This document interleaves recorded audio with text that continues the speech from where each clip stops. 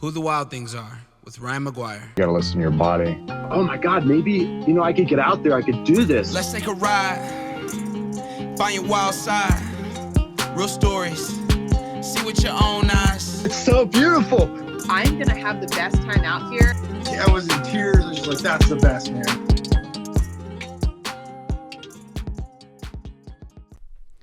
Welcome back to Who the Wild Things Are. My name is Ryan McGuire, and I'm here to bring you conversations with the most wild folks on the planet. If you're enjoying the podcast, please leave us a rating and review on your podcast platform of choice. And if you enjoyed the episode, share it with a friend.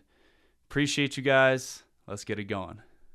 Thanks for coming out. Yeah. Before we get too deep into this, I just want to give people kind of a background on who you are and the crazy stuff you've been up to. Yeah, sweet. So you're a mountain athlete, you're a firefighter, ultra runner, Yep. and a hell of a lot younger than I would say like most of the mountain athletes Yeah. on my podcast. How old are you? I'm 23. right 23. now. Yeah, just turned, yeah. And for people that don't know, I would say, the bulk of the people that we're running around with are late 20s all the way to late 40s. Yep, absolutely, yeah. And it typically takes a little while for people to kind of like mature and get the experience to battle into the sport. Yeah, absolutely, yeah.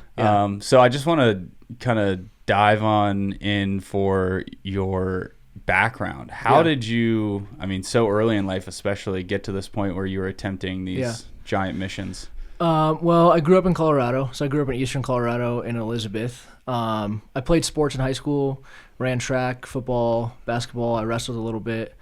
Played baseball. So Elizabeth's like a pretty small town, so it's not that uncommon for guys or girls to play like multiple sports. Different than like, the big high schools where you specialize in one area. So I played a lot of sports. I wasn't like amazing at any one of them, but like good enough to play varsity, and all conference stuff like that. So nothing too crazy. And then while I was in high school, I started working for Elizabeth Fire, which is like a smaller fire department out there, 3 stations. And I was a volunteer for them in high school, and then went through their fire academy, did like a residency program where you live at the fire station, and that's kind of how I got into the fire service. And I think post high school, obviously in high school I never ran like cross country, and I was a sprinter in track, so I never did anything. I never really ran further than like a few miles, and it was like for punishment for sports or something like that. So I think post high school, I started getting into the endurance stuff because obviously I grew up hiking and climbing here, and I'd always done stuff with my friends in the mountains, but not like competitively, more just like, friends on a weekend, go out and go camping or whatever. So I think post high school, it kind of just transitioned well into like this competitive atmosphere where I could still challenge myself. And then I didn't go to college to play sports, so it was like this nice transition of I still am able to do these things, and obviously I was trying to stay fit for the fire service and testing and stuff like that, so that was kind of a part of it.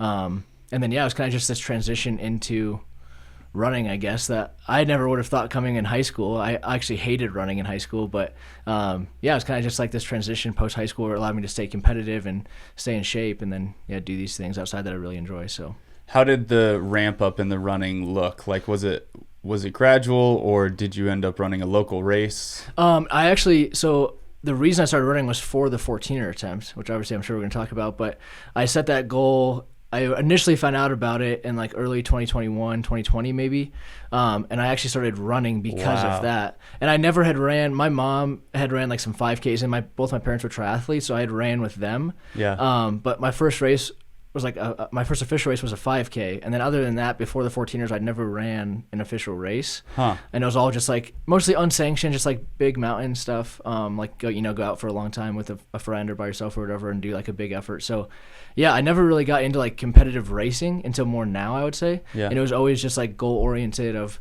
I want to do this 14-year goal, so because of that I have to run and get in shape for that. But it was definitely a quick transition, and it was absolutely just goal oriented. It wasn't like I want to run this race, or it's really just for the 14er attempt. So let's give people some context. What is a 14er, and what is this kind of record that we're talking about here? So a 14er is Colorado has 58 of them. It's a mountain that rises 14,000 feet above sea level. Colorado has, like I said, 58 total. 54 are officially recognized by the Forest Service. For the speed record, there's 4 more they add on. And the reason being is there's not enough prominence between the adjacent peak for the Forest Service to recognize it. But for the record, there's 58. The current speed record to do all 58 of them is 9 days and 21 hours and is held by Andrew Hamilton. And yeah, in early 2021, I set the goal to go out and try to get the speed record for the 14ers. And so people may not notice, they may think this is just like one giant string of mountains you go up and down. It's an entire statewide thing. Yeah. So you're basically developing this like reconnaissance mission where you have maybe 3 peaks here, and that pairs up really nicely. Yep. But then the next 6 peaks, none of them can be joined up. Yeah. They're all independent, and sometimes they're, as the crow flies, 10 miles away, but an hour and a half drive because you have to drive totally. Yep. Around a mountain or a pass or something. Yeah. So it's definitely it's a huge like logistical component to it. It's probably honestly the hardest part is the logistics of it. Is just how do you combine something that most people would do, like, you go out on a weekend and you do 1 or 2 peaks, and then you go around the mountain range like you were saying and do the other 2 peaks on the other side. And it's like, how do you combine all 5 of those into one effort, and then get like the crew drop off and the crew drop off or pick up points, and like how do you combine all these, and then also string that into a 9-day attempt. So it's like it takes a big crew to be able to do that, at least in the supported fashion. And that was definitely one of the hardest parts of the attempt and training for it, was like the scouting and then conveying this to the crew of where to be and when and stuff like that. So yeah, that's definitely a huge component of it. Who was kind of your crew chief throughout this mission? So I went for it in 2023 and went for it again in 2024 this year. So I've gone for it twice now. Both times did not get it, which I'm sure we'll touch on. But both years it was a mix of guys from work that I work with, went through fire academy with, and then my family. My parents are super supportive, my siblings, and then aunts and uncles that came into town to help me out. So just a mix of family and friends that were willing to sacrifice their time and help me. And my parents were definitely like the main crew chiefs. And then this year my girlfriend was also a huge part of like supporting me in the van and stuff like that. So awesome. Yeah, family and friends. That's amazing. It's probably really cool to think about how many people are willing to give their time just to support this like crazy ass mission. I mean, my uncle drove straight through from Texas like 2 days before to come up here and be here for the whole time. My girlfriend took obviously like 2 weeks off of work. My parents are both teachers, so they have summers off, which works out well. But that's like nice. They gave up 2 summers of their off time essentially to help me. So yeah, I mean, their sacrifice is almost more than mine. Like they're giving up, and it's not even their record that they're chasing. So that was definitely really meaningful that they were able to give up like so much time and do it for me to help me out and support a goal. Yeah. That's powerful. Yeah. It's pretty cool to see who will kind of come out and come through the woodwork to support you in times like this. Yeah, absolutely. Yeah. It's and sometimes like as the athlete you're not sure how to receive it. Like you're like I thank you, but also I kind of feel guilty that like I'm taking your time. Yeah. But also I really need you. Yeah. Yeah. Well, and for me it was hard too. Like obviously after the fact and not getting it, it's like it almost feels like you let people down sometimes. And it's like it was like especially this year, it's hard to like mentally be okay with these people sacrifice so much time, and like I kind of quit on them and like the record attempt for twice in a row. So it's definitely like a humbling pill to swallow to be able to, or to have to like tell them, I have to pull out. And obviously like they're super supportive and they weren't, no one's mad or upset or anything like that. But yeah, that's definitely a huge part of it, is like what does failure look like, and then how does the crew like respond to that and support you doing it. And my crew is amazing. Like they're super supportive and nice, and yeah, like no one was, like I said, upset about it. But yeah, obviously like they gave up time to be here, and obviously everyone wanted the same outcome, and that was the record. So that's definitely a hard part of it. So before we get too deep into the record, I want to give people a little bit more context to kind of how this all started. Yeah. So you're, kind of fresh out of high school, early 20s, and decide, well, first of all, how did you hear about the record? So yeah, post high school, I was working at Elizabeth Fire, volunteering there. Went to like their fire academy. I was kind of working, like part of my life was a lot of the career stuff and like working through getting my EMT and going through a fire academy and stuff like that. And at the same time, I was still outdoor recreating a lot, like camping and backpacking, and that was always like a huge part of my life. Just growing up, obviously in Colorado, it's like kind of everyone does that. So I first heard about the record because I watched 14 Peaks, obviously the NIMS's movie. And then I was like, that's how I started Googling FKT and like fastest known times and all this stuff. And I went down this like rabbit hole of, holy cow, there's this whole website dedicated to tracking speed records. And I had no idea it even existed in 2021 when the movie came out. So yeah, I watched the movie, and I remember sitting on my couch at my parents' house because I was living at home still at the time. I had just graduated high school. And I I was like, holy shit, there's like a whole website dedicated to this stuff. Like people track this. I had no idea. Yeah. And that was how I first came across the 14er's stuff. And at that time I'd hiked 30 or 40 of the 14er's just with friends and like in no competitive fashion, just like go out and have a fun time with your friends and, you know, enjoy it. But then I started kind of thinking like, I've done most of these peaks already. I was in good shape, obviously, had played sports. So then all of it started kind of coming together to make this one goal of maybe I should go for the 14er record. That's and that was incredible. in 2021, yeah. Mm-hmm. Did it feel, when you first thought about it, did it feel insurmountable? Or did you think, wow, this is something I'm uniquely set out, like I'm uniquely prepared for? Well, I think when I first set the goal, like initially, I had no idea what I was getting into, like truly no idea. And I had hiked all these peaks in a non-competitive fashion, so I had no idea like that guys could do Bierstedt in 45 minutes. Like I didn't even know that was possible. Right. So when I first said it, I was like, oh yeah, like I can do that. I can hike, I can walk. And then I think the more I learned about the record after having set this goal, I was like, this is really difficult. And the timetable that it's put into is really difficult and the logistics are really difficult. And when I first said it, I really had no idea what I was getting into or what combining all 58 of them looks like. And it was just kind of evolutionary process of like set the goal and then work backwards to figure out how I'm going to do it. Which I mean, definitely is like a risky. And if I would have gone for it, initially in 2022, I was maybe going to go for it. And then I got hired by a different fire department and had to go through their fire academy. So that was 16 weeks of that summer. That was pretty much written off Monday through Friday of fire academy. So that wrote off that summer. Thank goodness I didn't go for it that year because I would have been grossly underprepared. Right.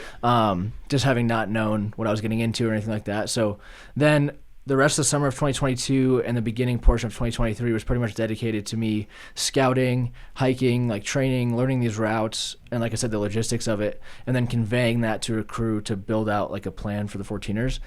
And there was definitely like a point in early 2023 where I was building out this logistic plan, and I was like, I don't know how this is even possible at this point. Like, this is so. The more I know about this, the more nervous I get, and like the crazier it seems. Because for people that don't know, the current record is under 10 days. Yeah. Mm-hmm. It's, what is it, 9 and change? 9 days and 21 hours. Yeah. Which is like, you not only have to solve all these problems, you have to move fast as hell. Yeah. Like individually, the splits for the record, and Andrew will say the same thing. Like, individually, you know, you go out and do one mountain at his pace, and it's not that insane. Like, not a single one of them is like a speed record. None of them are close to an FKT, but it's the combination of all 58 that really makes it difficult. And that's the part that's like, sure, on day one, the splits aren't that crazy, but like on day 7, they feel really, really difficult. And on day 7, when you're on your third peak of day 7. Yeah, right, exactly. It's yeah. like, and you're 40 mountains in. People are like, oh, I can do that pace, you know, for, I don't know, example, a couple weekends ago, we did Massive, then Elbert. Yeah. And we did Massive, and we cruised. Like, you can run up the whole thing. Yeah. We were flying. And then Elbert just hit us like a ton of bricks. Yeah. And it took us a ton of time on the ascent, and we looked up Joseph Gray's. Yeah. Have you seen his ascent record? It's like a hour 15. Yeah, it's insane. Yeah. And that's not 9 miles. It's like four and a half miles. Yeah. And 4,000 feet a gain. 4,500 feet a gain. Yeah. In 75 minutes. Yeah, it's insane. So none of the stuff that I was going for was anywhere close to those times. Right. You know, it's like double that time or triple that time. But it's like, it's on day 7 and you're 40 mountains in, and you could be doing it at 3 in the afternoon in horrible conditions. Yeah. So it's like this conglomerate of outside factors that make it really fast. And having not broken it for 2 years now, it is definitely possible to break it. Like, I definitely recognize that now. But I think after the first year of doing it, I was like, I can fix this. I can change it here. I can adjust here.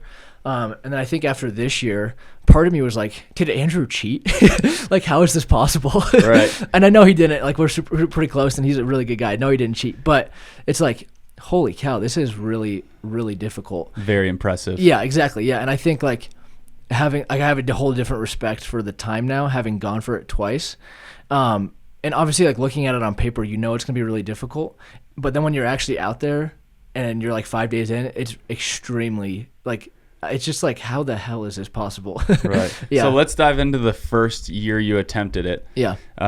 There's a couple considerations I anticipate that you were battling with. Yeah. And I want to kind of touch on how you approached these for people, especially folks that are kind of getting into the mountaineering world. Yeah.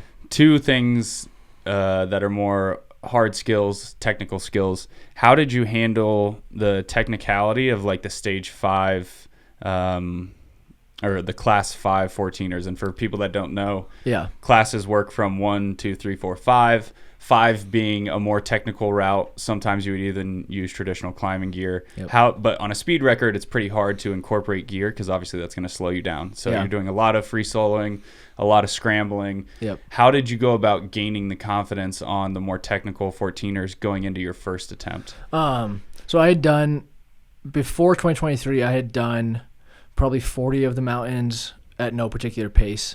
And then the initial part of 2023 was a huge, like 2 months for me, where I literally had like a schedule of like this mountain this day, this mountain the next day. And it was purely based off of which route I would take on the record attempt and seeing that route. So that was like a huge year for me, or a huge like 2 months for me really, of figuring out what does the pace look like, what are the skills required, and how do I accomplish that. And I grew exponentially as an athlete, I think, in that time, just because of the fact that I was like stressed and scared for the record attempt. So I think like that pressure that I put on myself forced this like exponential growth to happen, because I was like, I had set this hard date of starting on July 26th in 2023. And I knew I had, 2 months of fairly good weather and a limited amount of snow to accomplish essentially all 58 of the mountains and see the routes I wanted to hit. So that 2 months was pretty pivotal in me being able to get faster, get better on the technical terrain, and then also learn the routes. And obviously going into that, I had like a fairly solid foundation. It wasn't like I had just started running 2 months before the attempt. I'd been training for a few years, but those 2 months were huge in me being able to see, like these non-standard routes that people typically don't take to combine all 5 mountains. Because like I said, usually you would go out and back from like the main route, but instead I'm going out from the main route and then over the backside and then down. And it's like all these weird combinations of peaks. And a lot of that involves obviously off-trail hiking, scrambling, some different climbing, and then no trail for a lot of it. So those months right there were huge. And it got to a point where like the schedule I had set for myself, honestly, like you would wake up, and I had been climbing for a month now out of my van, a lot of the time alone. And it's like the last thing I wanted to do was wake up and hike another 14er. But I had set like this super hard schedule for myself.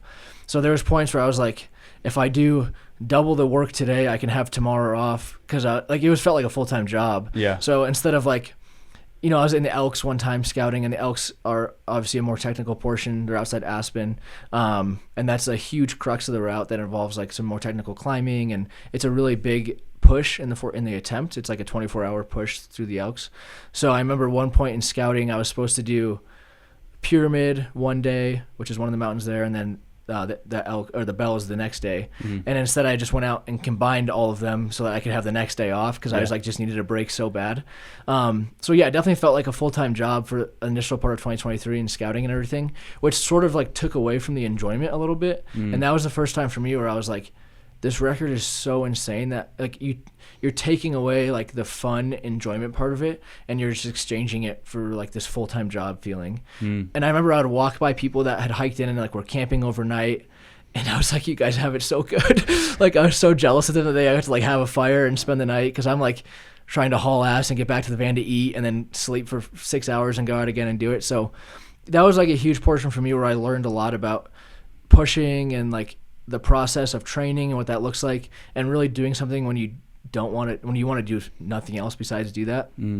So yeah, that was the initial part where I was like, one, the record is so insane, and two, like I felt like I learned a lot that year of how to combine the routes, got better at climbing and things like that. So that was a huge 2 months for me. And also working kind of on the delayed gratification piece. Yeah. That's what that kind of sounds like Yeah. to me, like just suffering today and getting through the shit that you have to do in order to like reach some ultimate goal. Yeah, absolutely. Yeah.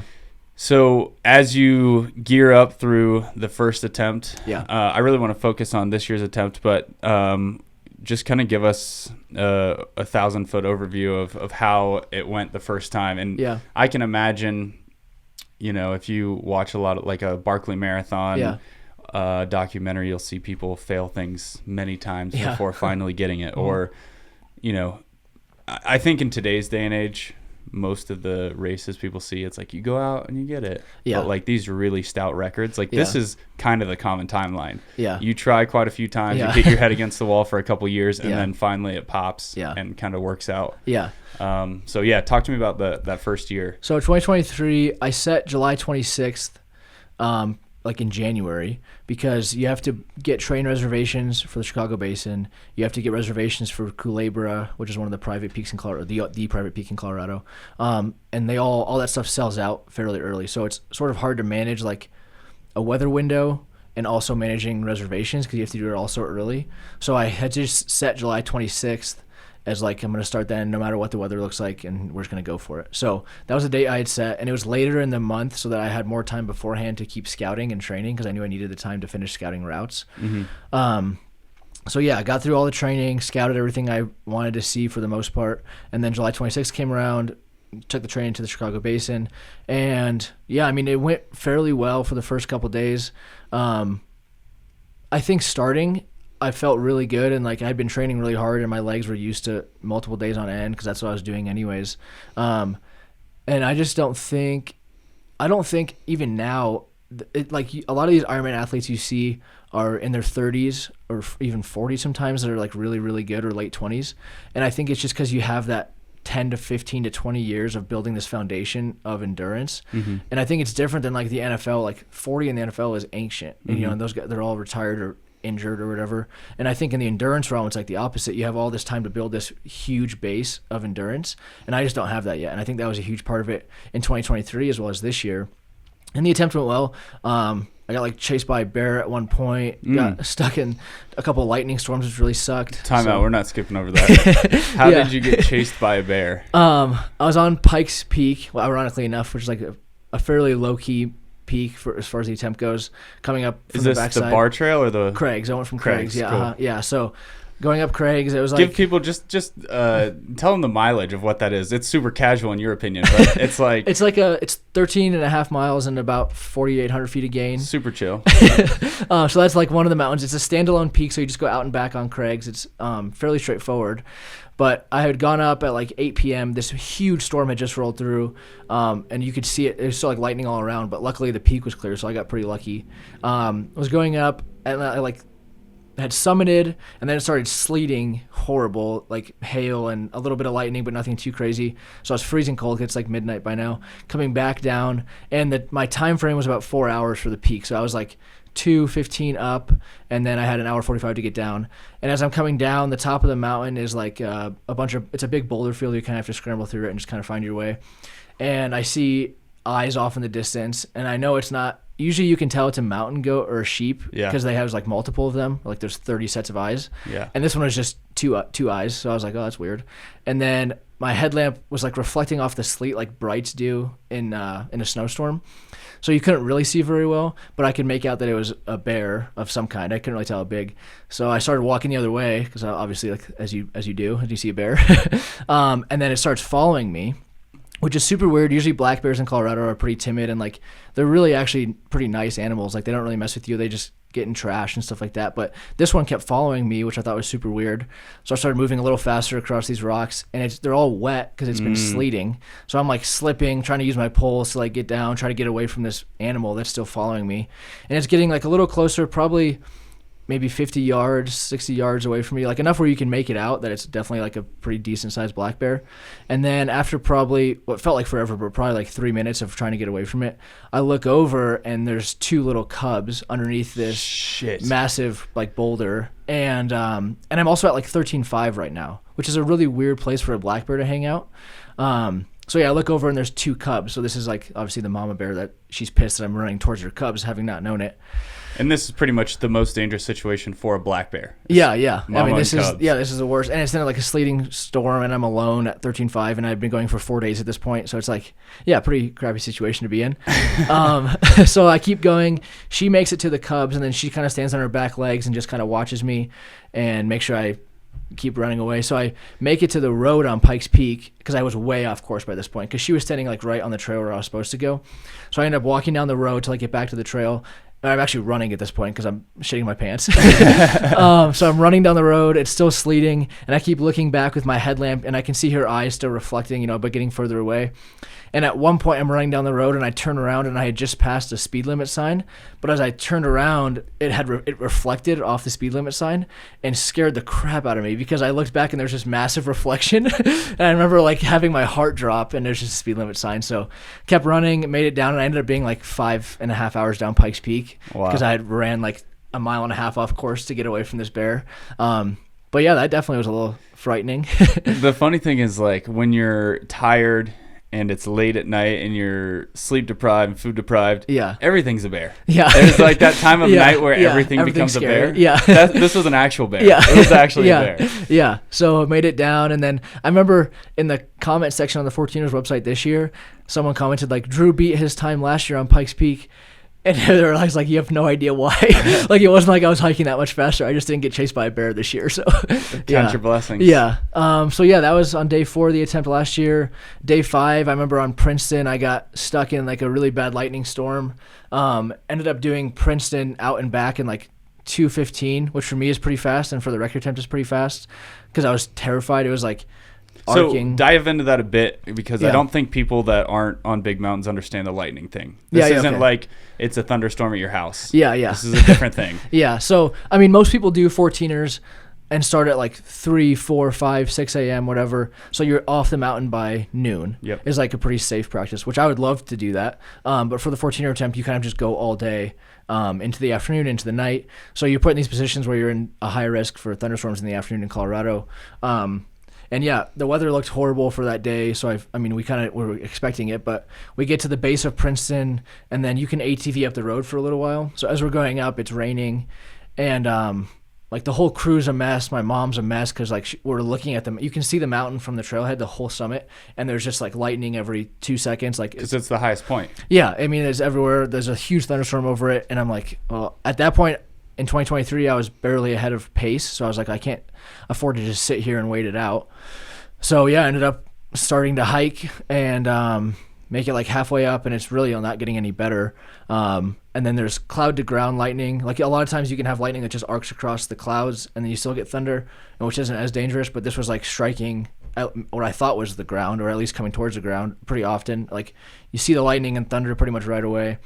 And then towards the summit, like probably 13.9 or 14, the rocks all around me started buzzing. So they're like, you can audibly hear electricity in the air, and your like arm hair standing up. Like it's the worst. It's a horrible feeling, and that was the like worst I've ever had it. I've had it before where you're like kind of close to tree line, you can kind of book it down. I've never been going up when it's still getting worse. Like that was a really weird sensation. Like it's extremely dangerous. You should not be going up, and I like had no time really. So. Yeah, it took like a pretty big risk to keep going, which, I mean, I don't know, looking back on it, it's like, should you not? But at the time I chose to. And yeah, we made it to the top. I spent like 15 seconds on the summit and then tried to get back down as fast as I can. And Princeton doesn't really have a good running trail for the first like 90% of it. It's just like a horrible boulder field where you're kind of scrambling and running and trying to get across. So yeah, going down wasn't exactly super easy either. But made it down. So that was definitely one of the scariest points of 2023 was like, you just feel like you have no control over any of it. And you're just at the mercy of the weather, which was definitely a really uncomfortable feeling that if I was not going for the record any other day, I would never have hiked that. Sure. But obviously in the record, I just chose to. So what's the chances of you getting through, an entire 14ers record with no lightning risk? That's the thing. It's are going to hit it. Yeah, exactly. 9 days in the afternoon in Colorado in the summertime, like you're pretty much guaranteed to hit something. It will happen. Yeah, exactly. It's just like hopefully limiting what that looks like. So yeah, I made it through that, and then I made it through almost the rest of the Sawatch, the collegiate peaks there, and then I started up the Elks, going up Pyramid, and then I had been having a really difficult time breathing for like 2 days. Probably 2 days leading into that. And then I had really bad like third spacing of fluid where like my abdomen was like full of fluid on the outside, like not in your stomach, but like the adipose tissue, because the cells start like leaking plasma and fluid and stuff like that. Which happens with like rhabdo when you get kind of deeper into rhabdo and you get kidney damage. Your kidneys aren't able to filter as well as they should whenever you're not doing that. And then you get this like third spacing of fluid. I had like really bad pedal edema in like my knees and my legs and stuff like that. And like to the point where like I would take off my sock and there's like a massive, like where the sock line is at, my leg is like 4 times bigger over top of it because of the compression from the sock. And it was just like all this swelling. So yeah, it was pretty brutal. I hiked up Pyramid for probably an hour and got to the point that's called like the amphitheater on Pyramid, where you're like in this big bowl at about 12.8 probably. And I just like couldn't breathe. I would walk for 3 feet and then just hack up a bunch of fluid. And it was like to the point where it's like you just can't keep going. And it was like I was going into a section where I'd have 24 hours unsupported without the crew in the Elks with a lot of free solo climbing and like fairly technical terrain as for Colorado.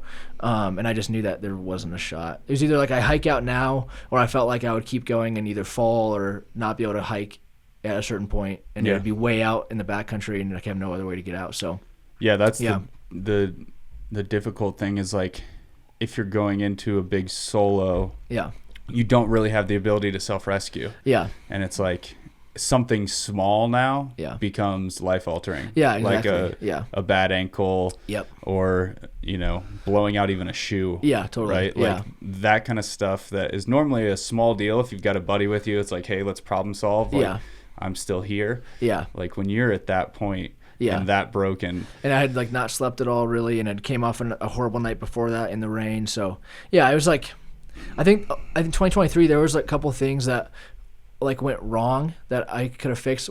My friend got lost on San Luis. That's in the down in the it's like Silverton area. It's like Creed, right outside Creed. Yeah, okay. yeah. It's like by the San Juans, but technically part of the Sawatch, I think. Yeah.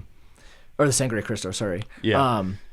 So yeah, he had hiked up with me. It was like midnight. He hiked up with me for a portion of it, and then he was going to turn around and go back down. And we went up the backside, which is not really well marked, and where it's like middle of the night, and he had never done it before, so it was like a combination of a bunch of things. I come back down, and I get to the ATV that we were supposed to ride out of there, and no one's there. I remember hiking down and looking over to my right, and way up on this ridgeline, I saw a headlamp. And I was like, who the hell is out here at 2 a.m. besides me? Well, come to find out, it was Jake, who had gotten lost, and had, instead of turning left, he had kept going straight on this trail, and it ended up like literally 8 miles away up on this ridgeline. So then I hiked down. I ended up Garmin in-reaching my crew, and I was like, Jake's lost. I don't know where he's at. And we were rushing to make the Culebra gate because the gate opens at 6 a.m. And it's like open from 6 to 6:15. You can't really get there late unless you have like special permission. And it was like 4 a.m. We had the 2-hour drive to get there, so we were pushing the limit of making it or not. Sure. So I ended up running like 6.5 miles down the road further to try to meet my crew sooner as they were coming up the road from the town, because we had ATV'd from the town to the trailhead. And then my dad comes up in the truck, get in. We had to make like a game time decision of who's going to stay here and go look for Jake. Am I going to keep doing the record? Like obviously someone's lost right now in the middle of the night, and it's a pretty rural area out there. Yeah, it's big country. Yeah, it's out there. There's not really anything else around. So half the crew ended up staying there. And the other thing about that area is there's not a lot of water, at least up on top of the Sangre. Yeah, there's nothing. Yeah, there's very little water. Yeah, so he was alone. They ended up getting up to the trailhead. I went to Culebra, and the plan was I would hike Culebra. If they still didn't find Jake, then I was going to just call off the record and go back and look for them. But we made it to Culebra. I ended up hiking like halfway up Culebra. As the sun was rising, Jake could see down into the valley and see the like vehicles that were waiting for him. Okay. So he was able to like scramble down some rocks and make it back to the cars. And it, just ended up hiking way off trail. He didn't have like a satellite mapping or anything like that. So he was just like kind of going off memory of hiking. See car, walk to car. Yeah, exactly. Yeah. So yeah, 2023 had a lot of things where I was like, that could have gone better, this could have gone better, and that's why I said like last year I wanted to change all those things in order going into this year to hopefully do better. Yeah. Which I think we did. Like no one got lost this year. I didn't get chased by a bear. Nothing as crazy happened. But yeah, it was a rough year. So 2024, obviously you spend time recovering from all the damage that your body took. Yeah. I mean, that's the best way probably to describe it is like just a thorough beating. Yeah, absolutely. So there's kind of this recovery period and then training. Yeah. Did the training look for 2024 Did it look different given that you had figured out what it takes to actually do this attempt? Yeah. So I finished 2023. Actually, I went to the ER and got like antibiotics, and they put me on BiPAP for breathing for a couple hours, and then I got a bunch of fluid. Just rhabdo and like probably some mild HAPE or chill. Exercise-induced bronchitis. Super chill. I mean, like nothing insane. Like I've seen a lot of sick people at work, so like comparatively, I wasn't that sick, but sick enough to get some treatment. And then over the last year, or the previous year, I ran a couple like sanctioned ultras. I ran Antelope Canyon's 100-miler. I ran the BPN 50-miler, and then a bunch of big days just out in the mountains in Colorado. I moved to Leadville and rented a place month to month to be able to train at elevation, surrounded by the mountains, and actually have like a full-size kitchen and a fridge because I was living out of my Sprinter van in 2023 for like 2 years. So that was actually, it was a huge benefit to be able to like cook food, have a normal bed to sleep in, not worry about can I park here, can I not park here, not get woken up. Yeah. Hard to like really get a deep sleep when you like have that anxiety about like, am I supposed to be here? Is someone gonna knock on my door? Right. So having the house was super nice. I was able to train way more efficiently. All the ultras went really well. Like I was able to podium at them and place and do well. So everything felt really good. Tell me about this BPN. Or first of all, what is BPN? And then tell me about that race a little bit. So BPN is a supplement company based out of Austin, Texas, Bear Performance Nutrition. I've used their stuff for a long time. They have like electrolytes and some carbohydrate drinks and gels and stuff like that. And the race was a lottery entry, 100 people selection only. So a couple thousand people applied. They randomly selected 100 of them. And it was on like early June was the race. And I had entered into it thinking like, there's no way I'm going to get the entry spot. But if I do, I guess I'll race it. Because like honestly, going to Austin, Texas, like 3 weeks out from the record attempt was not hugely beneficial for elevation training, nor was probably running a 50-mile race pretty close to this other big effort. But I was like, it's a pretty cool opportunity if I get the opportunity to go. So I put my name in, and then like a month later, I find out I get selected, and part of me was like, gosh dang it. And then part of me was super excited. So Sydney and I, my girlfriend, went to Texas, ran the race. It was super cool. It was on a ranch outside of Austin that BPN had a connection with, a private ranch, like a 400-acre cattle ranch that is still active. They still run cattle there. And it was a 5-mile loop that you did 10 times. And honestly, coming off of the 2023 14er's, and that was my first introduction into ultra endurance, was the 14er attempt. So then going into this next year of training and running like Antelope Canyon's 100-miler and having Sydney and my mom crew that, it honestly, like, not to sound arrogant, but like it feels so much easier than crewing the 14er attempt because there's like a course, there's aid stations, there's medical, like there's other people out there. So like running these 100-mile races, having only known what the 14ers feels like, was like sort of felt like I was spoiled a little bit, having this mentality of I set this huge goal. And then it's like if you only ever shopped at Walmart and then all of a sudden you walk into like Gucci, you know what I mean? Yeah, I think about it a lot with like guiding season going into racing season. Yeah. Like during guidance season, we're bushwhacking a lot. Yeah. So a lot of times you're just like route finding and you're constantly trying to figure out like which way you're going because you're off trail the entire day. Yeah. And then when I get into an ultra, I'm like, well, this is really hard, but at least I know exactly where to go. Yeah, exactly. Follow the path. And yeah. It's like, at least I don't have to route find. I can just turn my brain off and exactly. just keep moving forward. Yeah. And like the BPN race was obviously very difficult. It was super hot. It's June in Texas. It was in the nighttime, right? Yeah, so it started at 7 p.m., which was super nice. But it was light until probably 9. Okay. And it's like 50% humidity and 90 degrees still, so it's like it wasn't cold by any means. Yeah. And I had been training in Leadville, where I left the morning to fly there, and it was like 40 degrees when I left. Wow. So it was a huge adjustment going there. So the heat was a factor. The course was super cool. I think I saw a lot of people talking about like worrying about the nighttime and like, being nervous to go into the night. And for me, I hadn't even thought about that going into the race. I think coming off the 14ers, it was just like a normal thing for me to start at 7 p.m. and run through the night. Like none of that was a factor for me really, but it was just like the heat was a factor obviously. And then just wanting to go fast.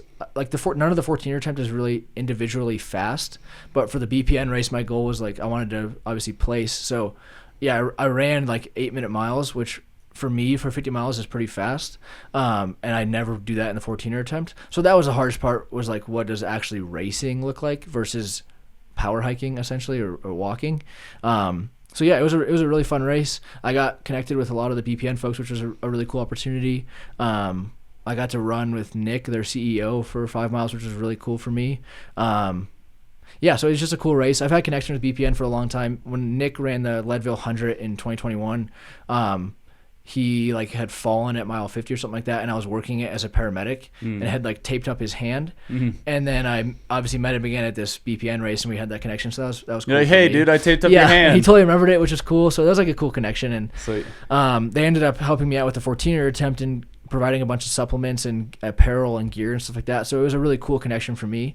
So that was honestly one of the coolest parts of the race, was doing well. I got third place, but then also like meeting all these people and the connections that were made. It was a cool atmosphere and just a cool environment. So yeah, that race was awesome. And then the rest of 2024 was a lot of big days in the mountains, where I would do like, a 20 or 30 mile day bookended by 2 other 20 to 30 mile days, just to put a ton of time on my legs and like really try to build up the endurance to be able to go for 9 days and what that looks like. There's no training plans that exist for a 9-day race. And I've never had like an official coach really. And I don't know if maybe that would help going forward, but in my eyes, I was like, having done the 14er attempt once, no one really knows better what this looks like, aside from Andrew, the guy that has it, of what it takes to train for this. Yeah. So I sort of built my own training plan and built my own days around that. So question on the Andrew thing. Yeah. So for folks that don't know, a lot of times with the fastest known time, there's a GPX, which means basically coordinates that track the route. Yeah. Were you able to look at how he structured his? Yeah. And then, I mean, what percentage, obviously there's going to be small tweaks. Yeah. What percentage is different between his route and the route you're taking? So in 2015, when he set the current record, there's a website called 14er's.com, which people in Colorado use to like find routes and pictures and talk about 14ers. It's like a whole website. It's pretty awesome. And there was a whole blog forum dedicated to his attempt in 2015.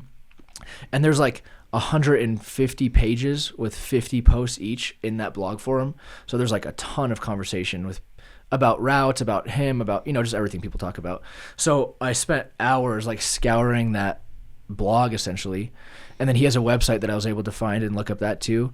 And there was no like published GPX file, but what I was able to do was sort of piece together the route that he took from his website and then from the 14ers.com people that had set up like split spreadsheet times. And then I compiled my own split times of his attempt and then used that to sort of build my attempt. I would say probably 70% of our route was the same, maybe 65 or 70. And then I changed some other stuff. Obviously, a lot of the individual mountain routes are the same, but it was mostly like the order and the access point that I changed. Sure. And no one knows 14ers better than Andrew. So a lot of my head was like, is it really worth changing this? Because like he knows this better than I do. Maybe there's arguably. A reason he did that. Exactly. Yeah. That I'm not seeing. Exactly. So it was like that was a huge learning for me in 2023, was actually going out and seeing the routes, and then I'm like, now I see why he did it that way. Because on this paper, part is so slow. Exactly. And Yeah. So exactly. Yeah. So what did you use to like? What tools did you use to like build the route? Yeah. And then I'm curious, like what you're using on trail. Are you using like Yeah. Onyx or Gaia or? It's funny, like I didn't even know that people use that stuff until like a year ago.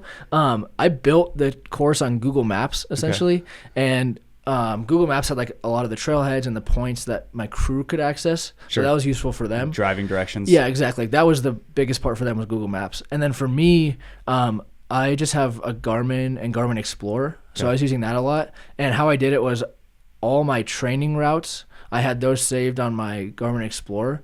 So if at any point I got lost, what is Garmin Explorer? I don't even know what that is. It's like it's their version of, I guess, Onyx maybe, or okay. Like it's definitely not It's as good. app. Yeah, having seen the other options, I don't think it's as good. And that's what I used this year too. I didn't even know that people like would press start on their watch and be able to like follow the line until it got to a point.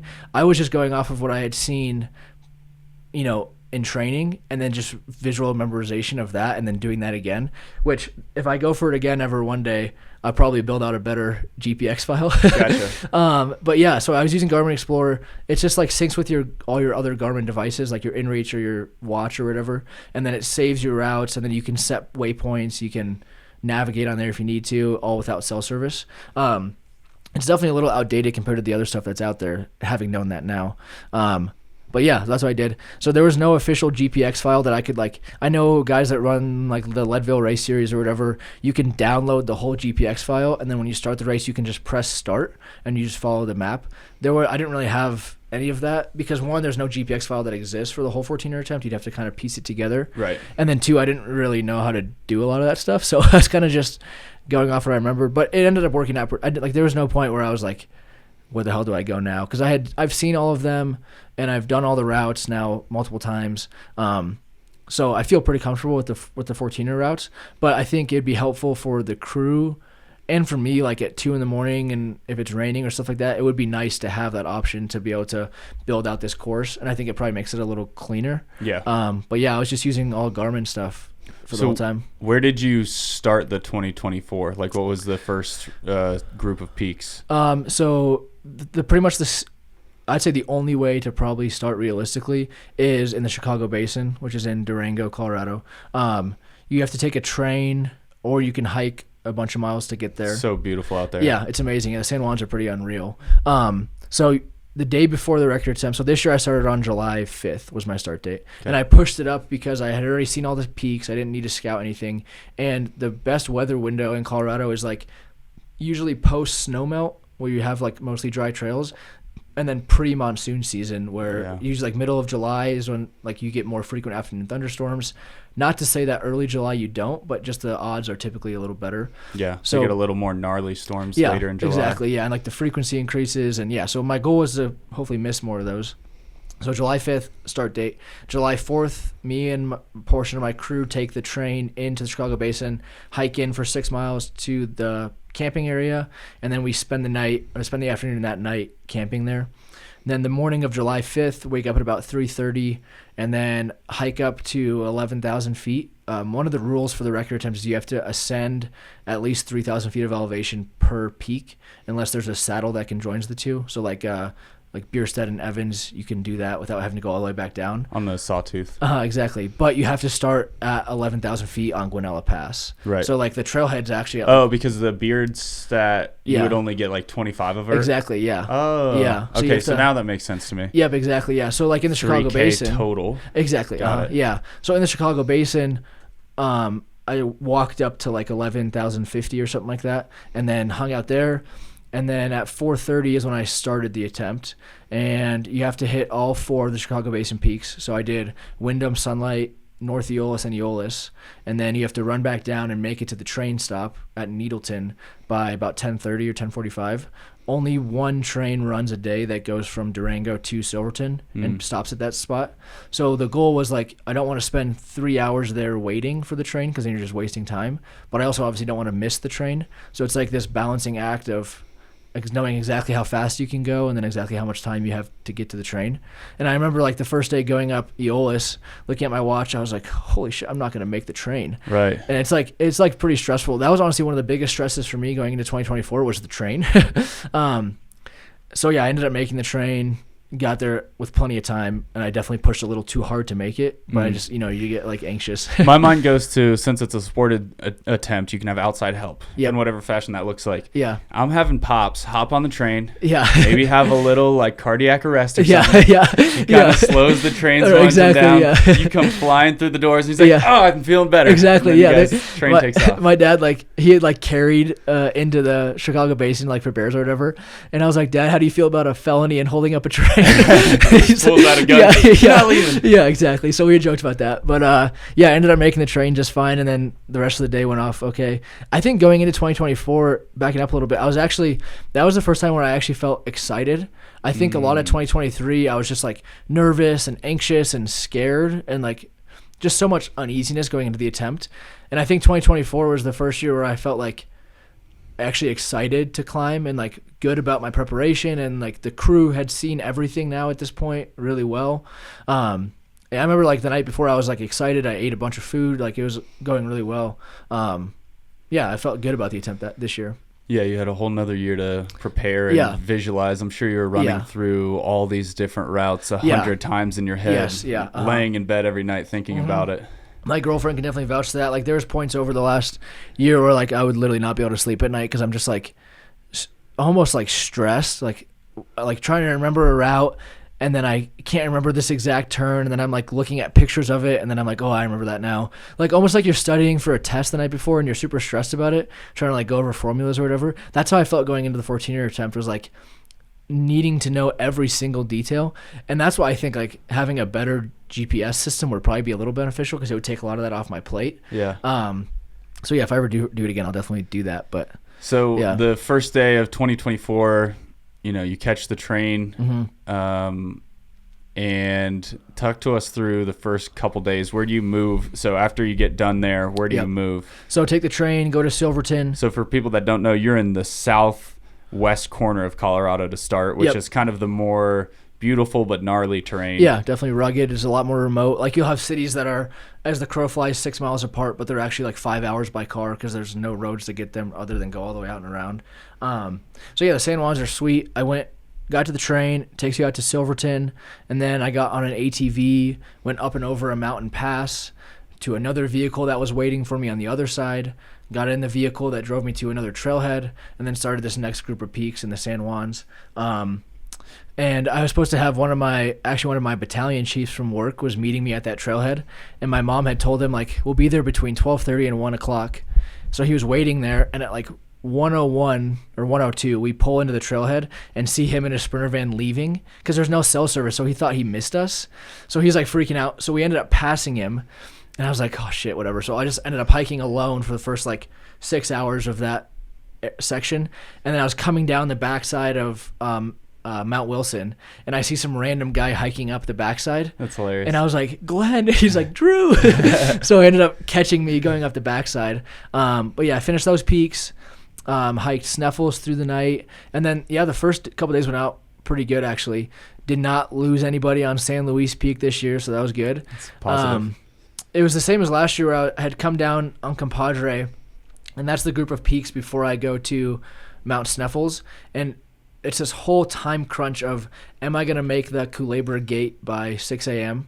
Because it's like, I had texted the ranch hand this year, I had gotten contact, and he had given me permission to get there at like 7 or 7:30, knowing that I was going to be doing 15 mountains beforehand. But in the back of my head, I was like, I don't even want to use that, because I felt like part of it was like cheating a little bit, like getting this special permission to be able to get there late, and that was the last thing I wanted, was any sort of special.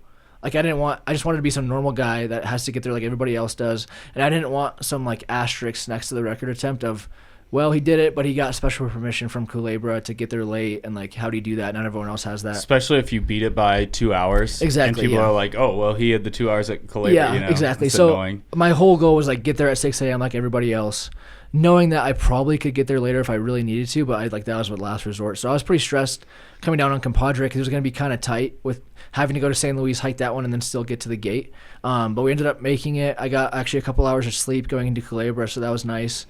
Did Culebra, and then I started with the southern Sangre Cristo range, which is like Blanca, Ellingwood, Little Bear, and that whole group of peaks. Mm-hmm. That's like the southern Sangres, right? Yep, yeah, just north of Alamosa, or like Fort Garland right there. Yeah. Which is a pretty big day. I had a buddy with me that hiked that day, which was super awesome. We were out there for like 12 hours. And there's a pretty fair amount of technical climbing in that day. Mm-hmm. And we started at maybe 1 p.m. and we come up the backside of Blanca, which is called the Gash Ridge, and not a lot of people do it. It's like a very non-standard route. It's this big ridge traverse that has like a bunch of 5th class, 4th class climbing, and yeah, it's not super great. But got to the top of Blanca, and then do Ellingwood, go down, and then Little Bear is arguably probably one of the hardest like standard routes of 14ers in Colorado, I would say. It's called the Hourglass, and the initial part is like a 3-mile scree field you hike up, go to the backside of the mountain, and then the last maybe 1,000 feet, 800 feet of climbing is in this like chute, and there's mountains on both sides of you, and then the peak's like right in the middle at the top. And the crappy part is like in the summertime on a weekend, if you have people hiking ahead of you, you're like in a bowling alley of rocks coming down. Yeah. So luckily, the good part was we were there at like 11 p.m. at night or midnight. So that was nice for the fact that there's no one above you and like no one's out there, so you can kick as many rocks as you want and it doesn't feel as bad. But then you have to do like 4th class climbing in the middle of the night after hiking for 3 days plus 10 hours that day. And it's loose 4th class. Yeah, it's not great. Like, it's not super great. Rocks falling. Everything you pull on, you've got to kind of pull it twice to make sure that you're not going to sell out on some rock that's not going to hold you. And there's actually usually a rope that comes down from like the middle of the hourglass that usually goes like all the way down. A fixed rope. Yeah, all the way, so you can kind of grab onto it and it helps you. This was the first time I've climbed Little Bear probably 10 times, and this was the first time where the rope only went like halfway down. And I remember getting there and not seeing a rope, and I was like, gosh dang it. Was it the same rope that's usually there, or did they change the rope out? Someone had changed the rope out, and I probably just didn't have enough or long enough rope, or it was like early enough in the season where no one had come with more rope, because it's just guys or girls that are just helping out, like it's nothing official. But it just makes the down climb longer, because usually you can just kind of grab onto the rope and like go down. Sure. But now you have to like actually down climb or something. And none of it's crazy technical, but technical enough where you have to pay attention. And it's also dark out and you're hungry and you're tired and it's cold. Yeah, it's also middle of the night. So that was definitely kind of a drag. We did it fairly fast, but it was a drag. And then the crummy part about that is you go from that 12-hour section in that part of the Sangres straight to another huge section of the Sangres, which is like kind of the northern part. The real gnarly stuff too. And that was like, for me this year, it was like a 15-hour day. This is Crestone Needle, Crestone Peak, Kit Carson, Challenger, and Humboldt. Yeah. So you come off this 12-hour day. I have an hour and a half in the van total to like change, eat, try to sleep, recover, and then go back out again. Recover. Yeah. So I slept ice a bunch bath, of food. sauna, right, exactly. massage. Sleep. Yeah. 8 hours of sleep. And then I started up Kit Carson and Challenger. So yeah, I had a friend with me for that one too. A different friend, kind of one tapped in, one tapped out. And that was the hardest, worst day I've ever had in the mountains ever in my whole life. I cannot believe you got all 5 at once, though. That is savage. Yeah, so you go the way I did it, which is one of a few ways, but I started on the west side of the range, go up Kit Carson, go to Challenger, and then you go over what's called Columbia Point into this area called Bears Playground. And it's like, as you're sitting on top of Kit Carson, you can see the Crestones in one area, and you can see Humboldt over here. Right. And I remember sitting up there thinking, like, they're so far away. Like, they just look so massive, and you can see the backside of the Crestones from Kit Carson, which the backside is called, like, the Northwest Gully, I think is what people call it. And it's not a standard route by any means. It's like this year it was like a mixed ice and snow rock, probably 4th class climb. And the rock's actually pretty good. But I remember looking over at the line, and from Kit Carson, it looks like completely vertical. Yeah. For like 1,000 feet. Like it looks pretty intimidating from there. It's called the Needle. Yeah. And the other weird thing about that is like a lot of people do the Crestones with Humboldt. Yeah. But they're not that close. No. The only thing is that the campsite that a lot of people are accessing them is from the middle. Yeah. But the actual 2 peaks are not that close. Yeah. So I remember we went over, and then coming down from Columbia Point, this is on day 3 of the attempt. It's like probably like a 25 or 30 degree slope. That's all loose rock, like I was talking about with Pikes Peak. And I remember a rock slipped out and gave way, and I like reached over to grab another rock so I didn't fall or slide or whatever, and that's when I tore my MCL. Oh shit. Yeah, my knee like popped, and then I smashed my like tibia straight into a rock, so it was all bloody, like taking a razor scooter straight to the shin. Yeah. Yeah, so that was horrible. That was like on hour 4 of this 15-hour day, with still like the hardest portion of climbing ahead of us. So my knee started kind of hurting then. But we kept going. This year I ended up got to the Bears Playground where there's like a saddle. Crestone Peak and Needle over here, Humboldt's over here. We ended up going across this ridgeline, up Humboldt, and then back. So out and back. So back to this saddle. So not to the lakeside. Yeah, which is different. Yeah, last year I did like this big circle where I went. That's up, what I was imagining. Yeah, and then down. So like a lollipop. You lose a lot more elevation going down to the lake versus if you stay up high. Yeah, that makes sense. So that was kind of my goal, was like, I thought it'd be faster. Did I save much time? I don't know. I was moving a lot slower this year because my knee was so effed up.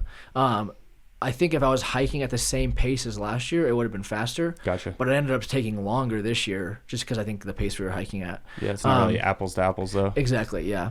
So Humboldt out and back, and then we get to I remember like we're on like hour 12 at this point. So now you're going to do needle before peak. No, then we do peak to needle. Oh, peak yeah, to yeah. needle. Okay. Which is the standard way to do it, which is good, yeah. But I remember we're at like 13.2, and we still have this long climb ahead of us, and I knew that there was still snow in the line because we could see it from Kit Carson. So that was sort of intimidating because like it was 2 in the afternoon and it had been raining, so the snow was probably no longer really that great for climbing. It's probably all soft and slushy. Like usually you want really hard packed like icy snow, and we had an ice axe, but I didn't have spikes or crampons or anything just because I figured I would just be able to do it with an ice axe. So yeah, we get to the line, and we had tried to enter in like really high above the snow and ended up getting cliffed out pretty hard. So we had to down climb back and then go enter in like right in the middle of this snow field. And we ended up hiking through the snow for probably, I don't know, 300 yards of like mixed climbing where it's probably 30 to 40 degrees. And the line like is good for a while, and then the bottom of it just cliffs out. So like if you were to fall, it'd be pretty bad because you'd end up just sliding off a cliff. Sure. So definitely not worth a fall there. No. So we ended up like ice axe in right hand, and then I was just using rocks on the left hand side to kind of get up. So like a mixed climbing, get up above the snow, put the ice axe away, and then at this point we're both, me and my friend Andrew, were like both super gassed because we've been out there for 13 hours at that point, which is way longer than we expected to be out there. He must be a stud. Yeah, he was a collegiate track athlete. Yeah. Ran like a low 4, high 3s mile in college. Like he's pretty legit. So I was gonna say like you can't just have like anybody doing this. That's the hard part about finding pacers for this. It's like you have to find someone that is relatively fast in the mountains, also comfortable with 4th and 5th class climbing, also comfortable with hiking through the night. Like it's this weird combination of like a really good marathoner wouldn't be that great of a fit because he'd be really good at like the simple ones, but wouldn't be good through the night or good at this technical climbing. So yeah, finding a pacer is pretty difficult. We get to the top of Crestone Peak, and I remember just sitting up there like thinking we had been going for 13 and a half hours, and like we still had the Crestone Traverse to do, which like on any given day, like that could be someone's really big day, is like the Crestone Traverse. Yeah, there's like high level life or death rescues off that frequently. Like I mean, this is like a very it's a very high consequence fall if you take a fall there. And that was like on day 3 after having been out there for 13 hours. Like it's just such a crazy concept that even having done it twice now, looking back on it, I just like, holy cow. So yeah, we start the Traverse. The Traverse goes pretty well. We get to the top, head down Crestone Needle, get like a little lost heading down Crestone Needle, but was able to figure it out and make it all the way down. And then my crew had staged a bicycle at the old 4-wheel drive trailhead on the road because there's like a 4-mile section that's closed now where you used to be able to drive up all the way, but now you can't. But they had staged a bicycle. And last year I had like a really nice downhill mountain bike. This year I had like a 1980s, my mom's like old mountain bike with no front suspension, like really no suspension at all. Just like a gravel bike, like your normal like ride around the neighborhood with your son's bike. And I remember riding for like, I get to the bike, start riding, and it's like the worst mountain bike ride I've ever experienced in my life because it's like, it's not a nice road. It's like big rocks. It's horrible. I remember like every 5 minutes I'd get my phone out and look at where I was at and be like, oh, I still have another 3 miles of riding. So I get down, get to the crew, finally hop in the river for a second to try to like cool off from the day, and then went to Pikes Peak after that. But yeah, that was the toughest day I've ever had in the mountains. That was so mentally draining. My knee coming down was like triple the diameter and had like fluid filled on both sides, and it was just like bouncing every time I would walk because it was so fluid filled, just from swelling and damage and everything. So yeah, that was like a horrible day. Worst day I've ever had in the mountains. Did the wheels fall off after that? I was actually kind of going to Pikes Peak. I was able to kind of regroup. There's a decent drive, so it was like 2.5 hours where I was able to, I iced it, did like compression sleeves, elevated, and then got probably an hour and a half of sleep. And then I got to Pikes and it actually felt a lot better. And going up, it was totally pain-free, which was nice. Still super swollen, but pain-free. And then going down pikes, it started hurting again, which I kind of expected to happen, but not nearly as bad as it did on the Crestone Traverse area. So at that point, I was still like feeling fairly good. Like I felt was a little unsure going down Crestone Peak, like how am I going to keep going? But then waking up at Pikes Peak, I felt like kind of rejuvenated and felt like I was going to be able to keep pushing. So do Pikes Peak, then head to the Saguache to do Antero, Tabawash, and Shivano. Yep. And those all went pretty well. It's kind of like an annoying day, but it's like 7 hours, not horrible. And you can do the standard climb for that? Yeah, so we go up the road on Antero to 11,000, get dropped off, start hiking Antero, and then we went down the backside of Antero and up the tab.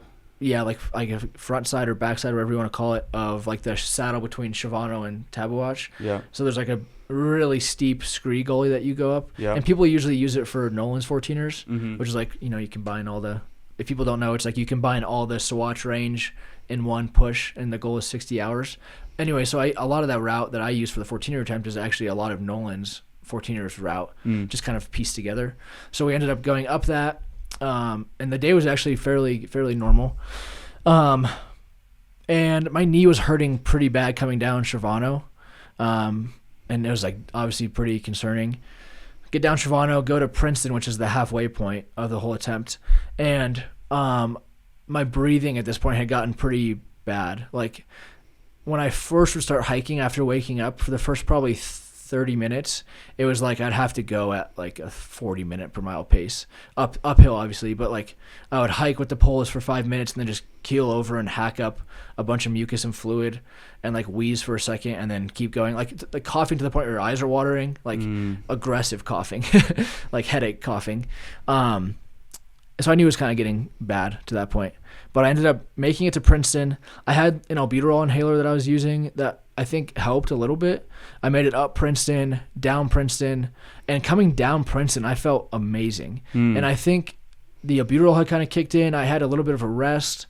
I had gotten to the halfway point mentally, and I was like, I remember like putting on music for the first time in the attempt, and like I felt really good 5 days in at this point. And yeah, I came down Princeton, and then at that point, I had been asking the crew for a few days, like, we need to build out the current time spreadsheet of where I'm at compared to Andrew. Like, mentally, I just need to know where I'm at. Am I behind? Am I ahead? Because there's points in the attempt where, like, the order is different, so it's really hard to compare time to time, apples to apples. But I remember coming down Princeton, and Sydney had made a spreadsheet, and she's like, we don't really have any time. Like, you have, like, 5 hours to spare right now, based off your splits for the rest of the attempt. And I wasn't even sure if I could keep my projected splits for the rest of the attempt. Right, so it might be a tie ball game at this point. Exactly. Like, I was like, we had no time. But I also had not really slept at all up to that point, like maybe for 3 or 4 hours. So the crew was like, you need to lay down and sleep. Otherwise, like, you're going to have the same outcome as last year where you just, like, make it through 10 more peaks and then you're totally wrecked. So I ended up laying down for 3 hours was the goal in the Mount Princeton parking lot. And like an hour and a half into that, I was sleeping with my legs elevated and my head elevated, like in this V, with a humidifier going to try to help with my breathing. And I woke up like an hour and a half in, like with audible fluid as I would exhale. Like it was pretty bad.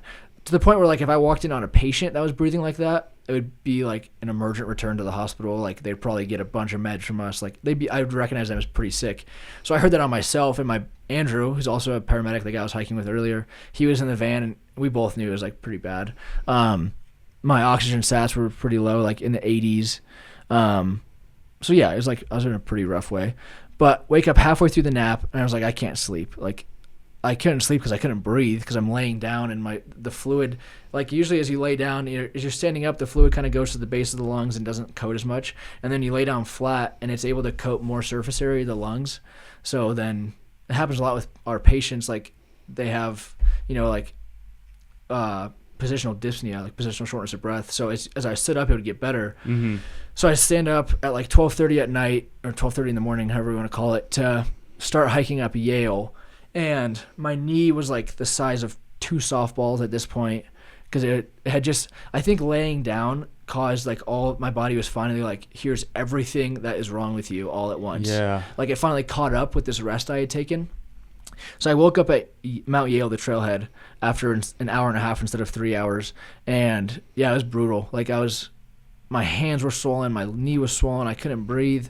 Like just all this stuff that it's like, how the heck am I going to keep these splits going, you know? It reminds me of like kind of in like the longer ultras, 100s, 200s, people try to avoid even like sitting down or taking any break longer than like 5 minutes. Yeah. Because if you let your body set, it's gonna like, it kind of has a survival mechanism where it's like, if you keep moving, I'm not going to tell you everything that's wrong. I'm not going to put the check engine light on. Yeah. But the minute we're in park, check engine light's coming on, and I'm giving you a list of things. Yes. Yeah, that's how it felt. And I think like I had to stop. Like I have to try to sleep, because if I don't, the same thing would have happened 2 days later. Like at that point, I still had 4 days to go at least. So it's like I needed to rest at some point. 4 20-hour days. Exactly, yeah. Like 4 full days of hiking left, and 29 mountains still. So yeah, I started up Yale, and within the first probably 45 minutes of hiking, like same thing, I would hike for a minute or two, keel over, hack up a bunch of green fluid, spit out, and then keep hiking. And like my knee was jiggling, you know, every step. Like I don't know if you ever had massive bruises, but like the fluid is so heavy that it just like jiggles with every step. That's what it felt like. Like it felt like my knee was gonna pop because there's so much fluid in it. Because I've been hiking with a torn MCL for 2 days now at this point, with no rest really. And I think when I finally rested, all of the swelling was able to really take hold, and like the body's trying to heal my knee. Yeah. So yeah, it was pretty painful. So I made it up Yale, and Yale, how I do it for the attempt is like up and over to the backside to meet the crew again to keep going. And when you get to the saddle, the peak's like over here by probably 500 feet, or we're right here, and you have to go out and back and then go back down. And I remember getting to the top, and we both, like without kind of even talking about it, me and Andrew, we kind of just like kept going and skipped over Yale, and we both kind of knew like that was probably it, because it had taken us triple the time to get to that point that it should have for the attempt. So we, on the way up, like we were joking and talking, and then I would hack in between for like 5 minutes, and then we keep walking. But yeah, like we kind of, I think both kind of came to the agreement that it was probably done, and that there's just no way I could keep up with the splits required going forward in that condition I was in.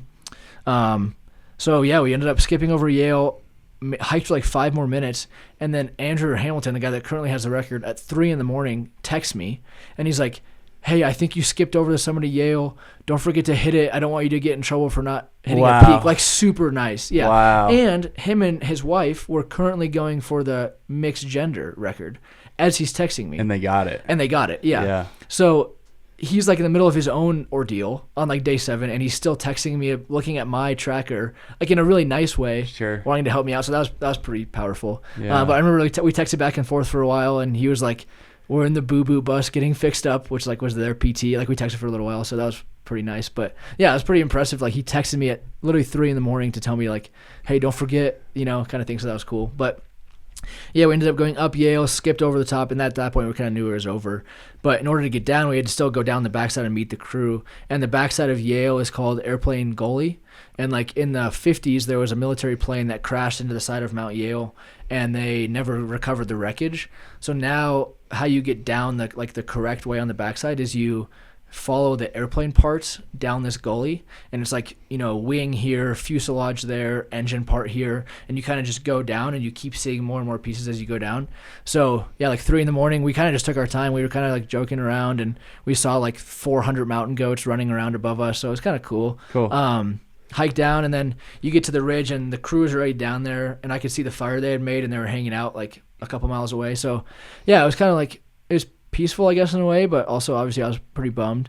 Hiked down, got to the crew, and then yeah, I was pretty upset, like cried for a while, and I don't know, I was just so like emotionally beat up, and having gone for it for 2 years in a row, and like pushing my body to the absolute like breaking point for 2 years, and it's still not being enough was pretty humbling. And like, it's a hard pill to swallow to think about that, for 2 years in a row. So I think for the first 10 days after the attempt, I was like pretty mentally like beat up from it. And I'm not like that emotional. I'm not really that upset ever, but that was pretty tough for me to look back on 3 years of my life of training, and I'm only 23, so 3 years is like, a sixth of my life. So to look back on that and think like, damn, I really like just gave up 3 years to go for this. And I don't know, it took me like up until now to really like, or this like last weekend to really like look back and appreciate everything and not just view it as this like massive failure and waste of time. So yeah, for the first week after, it was pretty tough mentally to like almost feel like I let my family down, let BPN down, let these people down that had given all this time, money, and supported me this whole time. Yeah, that was hard. It was definitely a huge portion of it. How does that feel at this point? I think it took me a while. Last year I think I was way more active on social media with it, like having like about what happened and why I quit and all this stuff. And this year it took me like 2 weeks to even post anything, other than I posted one story that said I called it, and then I pretty much didn't post anything until a couple of days ago. And I think now it feels better, and I'm able to appreciate more of like the process of here's what that looks like, and here's what I learned from that, and here's how I got to this point. Obviously, I still set out to like get this record, and that's what I set out to do. Like, there's no exchanging that. And I didn't go into this thinking, I don't care if I get the record. I just want to do this process. Like, I wanted the record. That's everything I was training for. So that part still sucks, obviously. But I think that what I've learned throughout it is what it looks like to build a team and like be surrounded by some of the most supportive friends and family I could ask for. And then what it looks like, I think, to push to a point that I don't think many people typically get to feel, and what that actually feels like. And like pushing my body to the absolute breaking point mentally. I think I'm proud of the fact that I was able to do that and get to that point. And then, yeah, lastly, just the process of what it feels like to endure a difficult training block, endure a difficult event, whether that's a race or just life. I think that's pretty valuable for me to know what that feels like and have it at 23. So it definitely makes me appreciate a lot of other aspects of life, and having done something that's difficult and pushed to that extreme, I think it gives me a lot of appreciation like for other things that really don't seem as hard now. Like it's a good comparison factor. It helps that this crazy ass mission required training and such that you can apply it to other things. Absolutely. Whether it be sanctioned endurance events, or even just overcoming life things. Absolutely. Totally agree. How does this all play into kind of your life, as your day-to-day life as a firefighter? Well, I mean, a huge reason I went for the record initially was because we run, obviously, a lot of 911 calls. We see a lot of people, I think, that they don't necessarily need an ambulance, but they don't have anybody else to call. And I think they're at a point in their life where it's like 911 is the first line defense of, mental health and, suicidal ideations and things like that. And I think for a lot of those people, if they just had a reason to put on a pair of shoes and get outside and like take control of their own health, I think it would prohibit a ton of the 911 calls we go on, because we see a lot of people that have, not just one disease process, but they're fighting multiple comorbid disease processes. And I think that could be so well combated if people just go for a 30-minute walk. And that was the whole goal of this initial attempt, was like wanting to build a film out of motivating people to just want to get outside, put on a pair of shoes, and take their health into their own hands. And I think having done the attempt now twice and failing both times, I think the lessons I take away from it are what that really looks like to be able to endure a really difficult process, and then applying not just like the physical aspects of that, but the mental durability into other aspects of life. And I think also like appreciating when things get hard, being able to understand like it's really not that bad, and like you can still overcome this. Like you did this, and you can also do this. Yeah, I think that's a huge factor for me. Will you do it again? Yeah, I'm gonna take a few years off. Definitely not next summer. I've talked about 2027, 2028 maybe. I think I need some time to grow as an athlete and like develop my physical abilities. I think mentally recover from 2 years of doing it. I wouldn't mind like just enjoying the mountains for a little while. Not like being those people that can camp and hike instead of having to do all of them in one day. Yeah, exactly. Yeah. But I think one day I'll go for it again. I mean, and someone might break it in that time, which is fine. Someone will break it. There's way more gifted athletes than me that will that could go for it and probably do better. I just have to see what happens, but I think one day I'll go for it again. Yeah. Cool. Yeah. Well, I think this is an epic saga that we're right in the middle of. Yeah. I think we're about halfway through this book, so Yeah. Well, I'm excited to see how you where you go from here. Yeah, me too. Any races on the schedule or other? I'm crewing some guys for the Leadville 100, so that'll be fun. See being you up there. in Leadville, living there, and yeah, you gonna be there too? I'm running. Yeah. Oh, you are. Oh, cool. Yeah, sweet. So I'm crewing, pacing a couple guys. Cool. And then I don't know. Maybe I'll try to run Leadville one day or some other 100-mile races. Nothing in the books right now, but I'm sure I'll find something. Sweet. Yeah. Well, I appreciate you sharing the story with me. I know it can be hard sometimes. I've failed FKT attempts. I failed the Colorado Trail, got kicked in the teeth. I've been there, so that's why I feel it's important to share these stories. Well, thank you. Yeah, I And appreciate that. I think a lot of podcasts you'll have just the glory stories, and you never get to hear any of the strife. Yeah, you never get absolutely, to hear what people went through beforehand. So Yeah. I think these are important for people to hear. Yeah, totally agree. Yeah, it's like more realistic, I think, than And just the success. That way, when you're on a billboard one day, people know that it wasn't a walk in the park for Drew. Yeah, that's you right. had to go through some shit. Yeah, absolutely. Yeah. Well, thank you. So for folks that want to follow you, where can they find you? I have an Instagram, just _ Drew Francis, and I post stuff on there. And then I have a website, drewfrancisfit.com, and that has all the blog from the 14er attempt that my crew is keeping, and then upcoming stuff I'll be doing there as well. So Sweet. Yep. Well, I appreciate you coming out. This is a hell of a story, and I'm excited for people to hear it. Well, thank you. Thanks for having me on. I appreciate it. All right, guys. Till next time. Stay wild.